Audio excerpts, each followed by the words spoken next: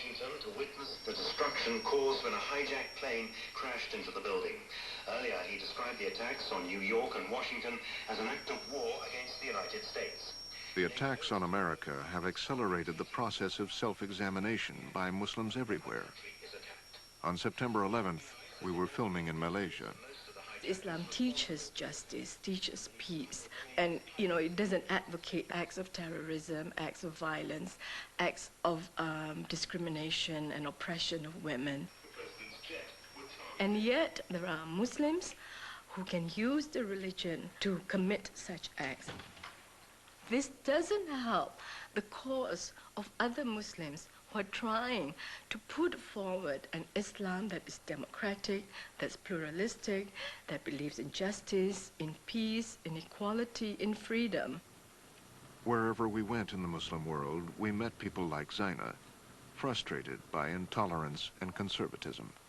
I absolutely see no contradictions in being a modern person, an independent woman, in demanding for my human rights, my right to choose my life and to reach my full potential, and being a good Muslim as well. Recently, Zaina Anwar was appointed to the government's Human Rights Commission. Zaina would like to see what she and other intellectuals regard as a more flexible, more universal expression of Islam. Social and cultural rights. The more universal approach to Islam would not be wedded to a certain interpretation of Islamic law and say, well, you prove your Islamic credentials by chopping off the hands or, stoning the adulterer and adulterers and all the rest of it, because that is not what defines Islam. The more universal approach would regard women as equal. The more universal approach to Islam would emphasize values, universal, perennial values, which others can also identify with.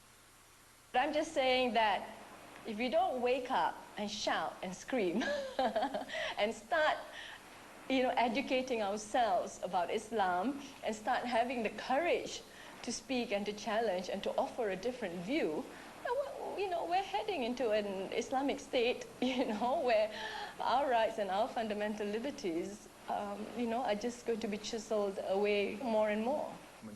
Zaina Anwar is concerned about the continued spread of conservative Islam. On this day, she was joined by political scientist Farish Noor. A concept like an Islamic state could only have appeared in the context of modernity. He rejects the idea that the Islamic State is a Muslim tradition. It is, he believes, a recent phenomenon.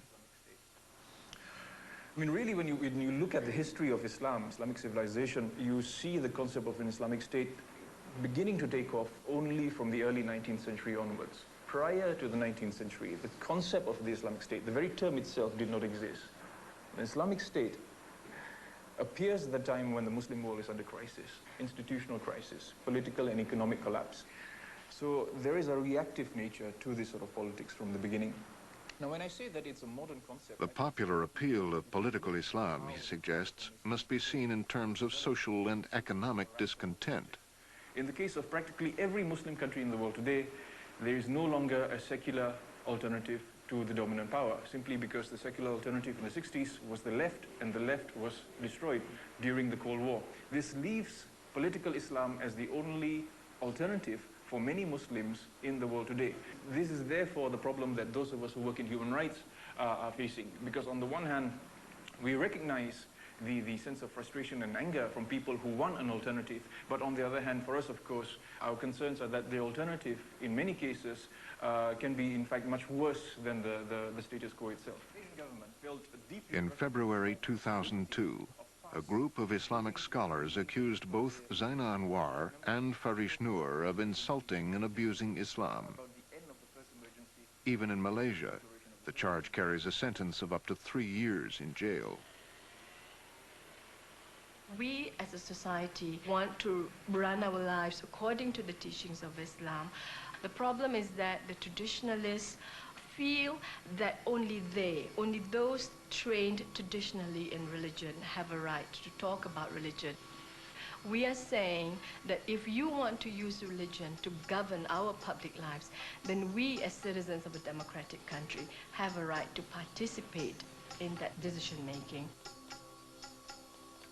The struggle by Muslims to define the role of Islam in their societies is as old as the faith itself.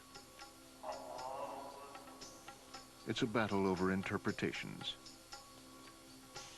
Some Muslims believe Islam promotes democracy and advocates human rights. Others invoke Islam to sanction their own authority. It's a struggle that matters. Today, the world is a smaller place. Ideas travel more freely among people and across borders.